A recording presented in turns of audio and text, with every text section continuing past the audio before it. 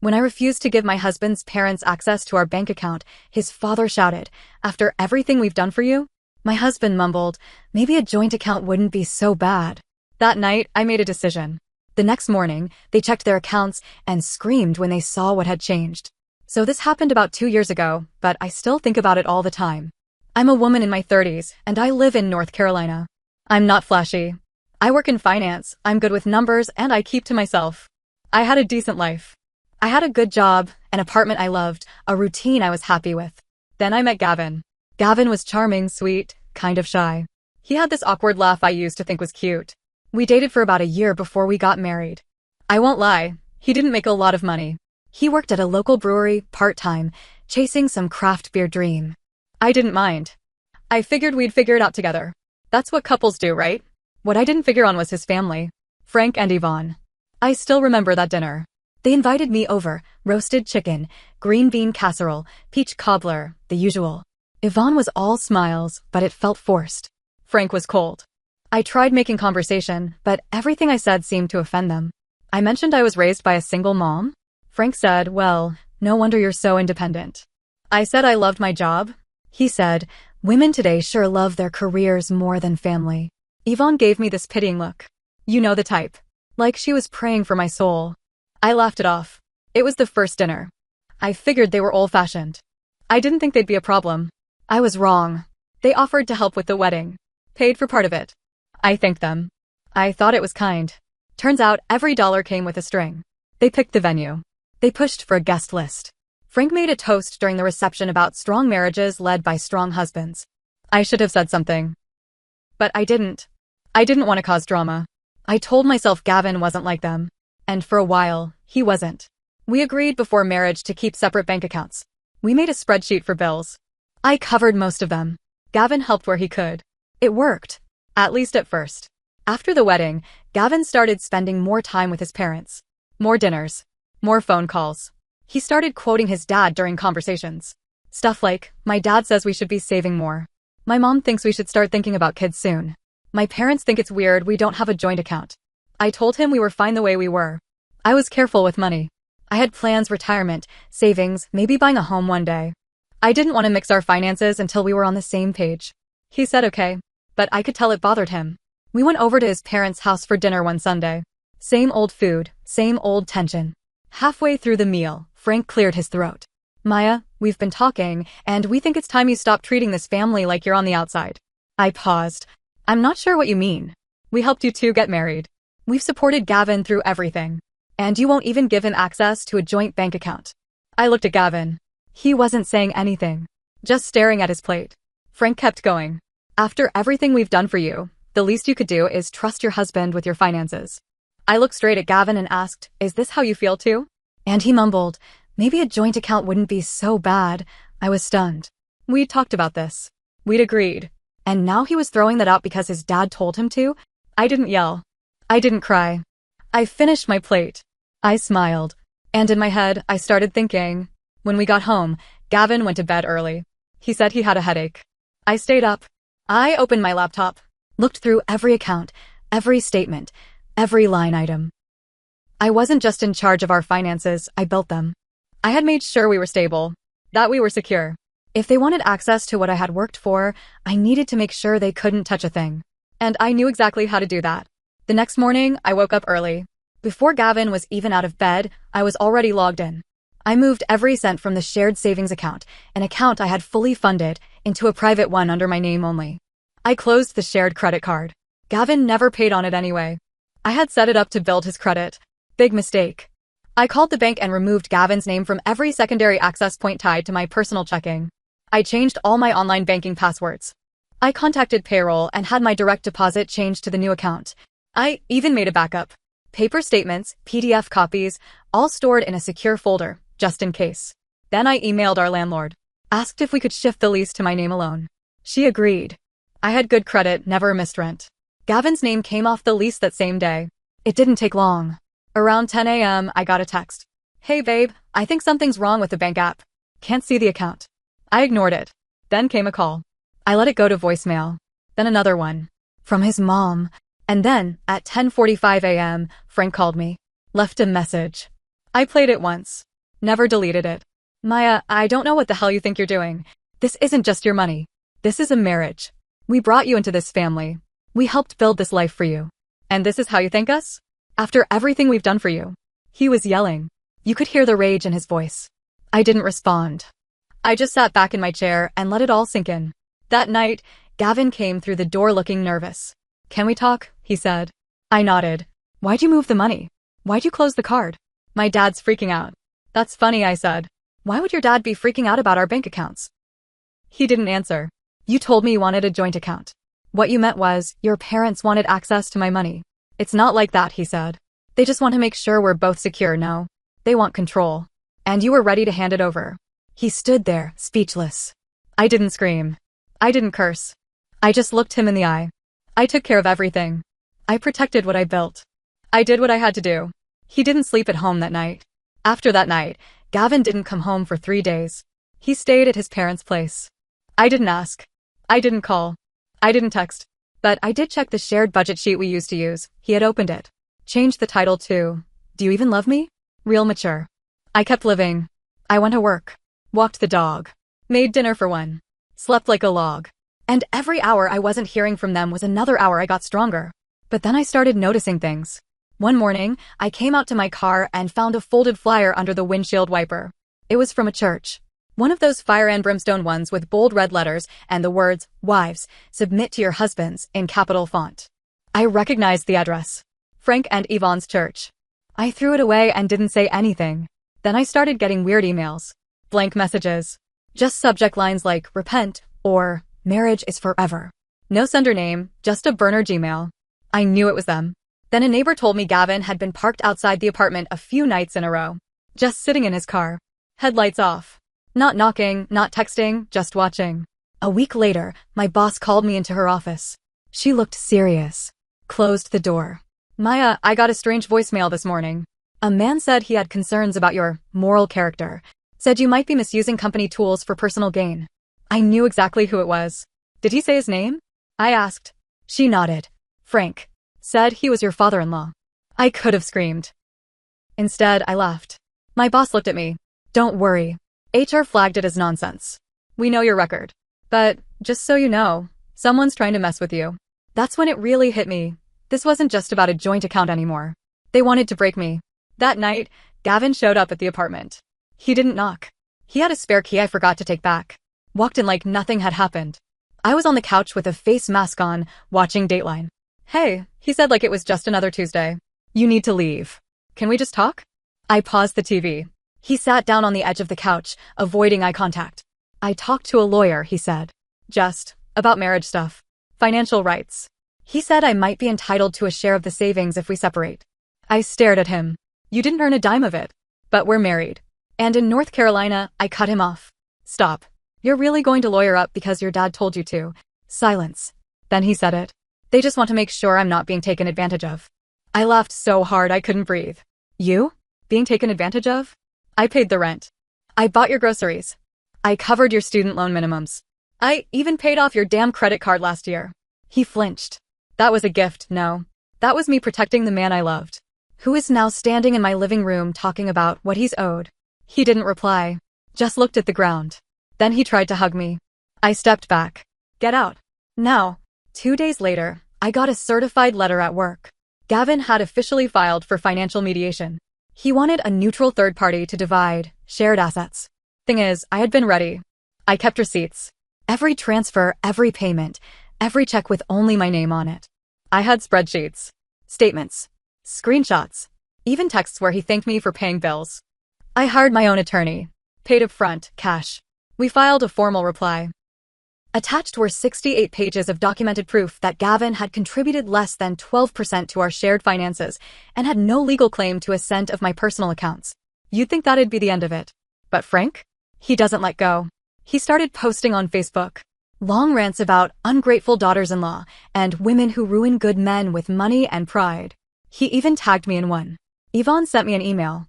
Said she was heartbroken and that I was spitting on God's design for marriage. She also mentioned they had been praying about how to handle me. Creepy. Then I got a call from Gavin's older sister, Rachel. We had only met once. She lived in Ohio. Didn't seem close to the family. I just wanted to say, she told me, I know what you're going through. Excuse me? They tried the same thing with my husband.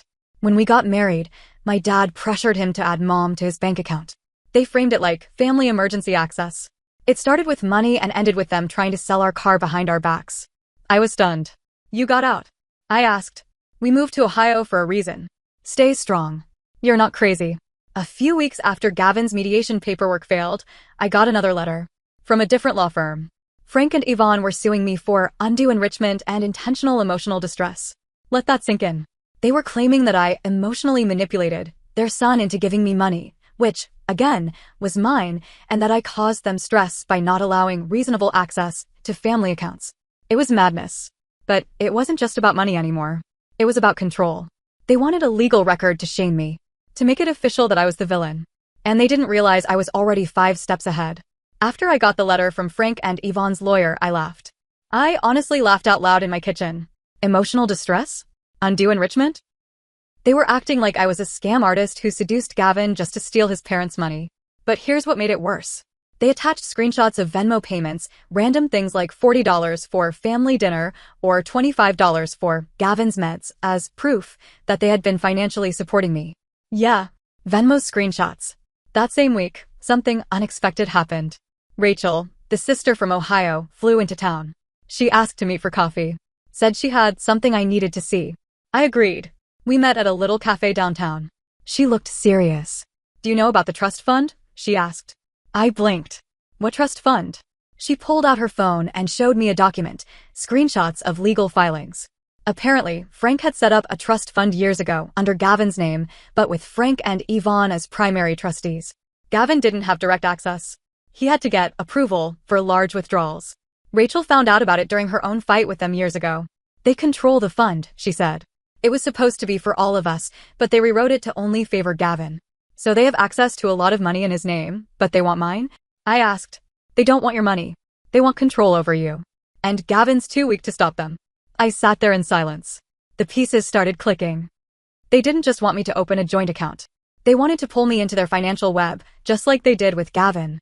And once I was in, they'd start moving money, blurring lines, co-signing things, controlling me by proxy. This wasn't just manipulation. It was planned. Here's the kicker. Gavin didn't even know the full truth about the trust fund.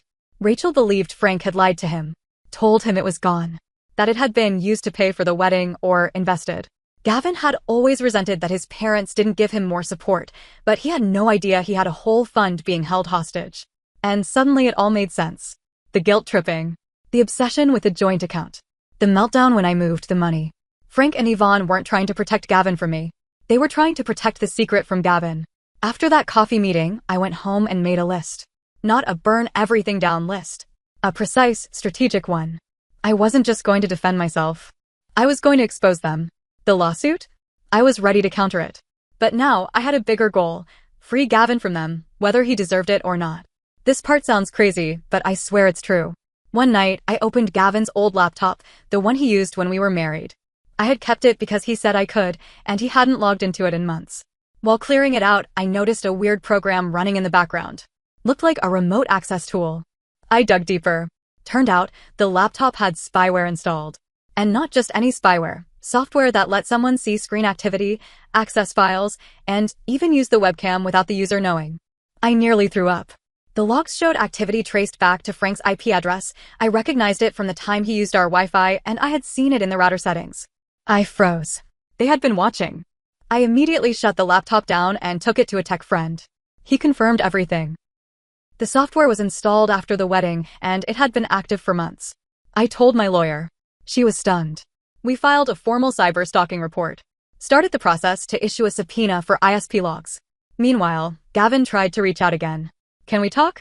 I didn't know they were doing all this. I agreed to meet, but not alone. I asked Rachel to come with me.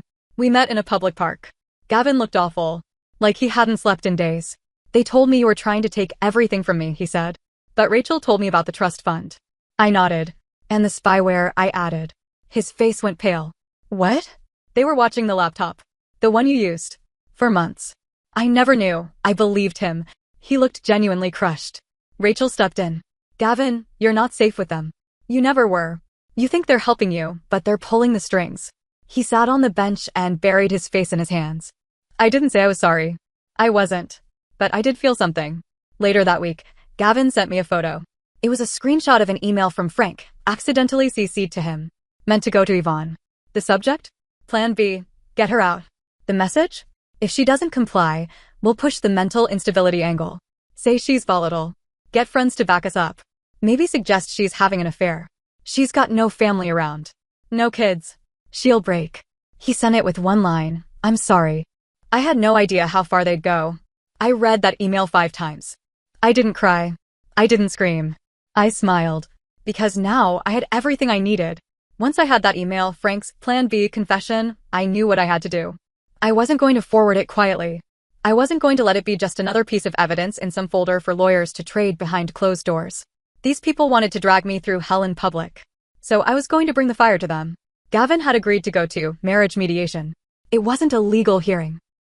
Just a room with a neutral mediator where couples try to work things out or finalize separation steps.